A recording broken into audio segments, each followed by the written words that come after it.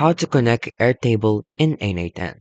So to do this, you'll need to create a personal access token in Airtable with the necessary scopes and then use that token to authenticate your Airtable node in N8N. So basically just follow these steps. So first, generate an Airtable personal access token.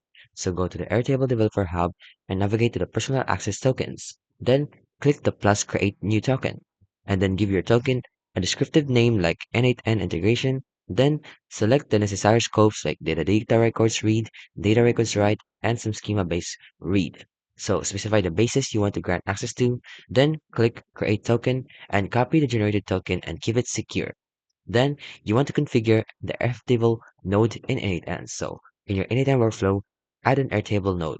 So in the node settings, select Create New Credential, choose Access Token as the connection method, and then paste the copied Airtable token into the Access Token field, and then save the credential. And then select the desired Airtable base and table, and you can now use the Airtable node to perform various operations such as creating, updating, or reading the records. And that's how you can connect your Airtable and an 8N.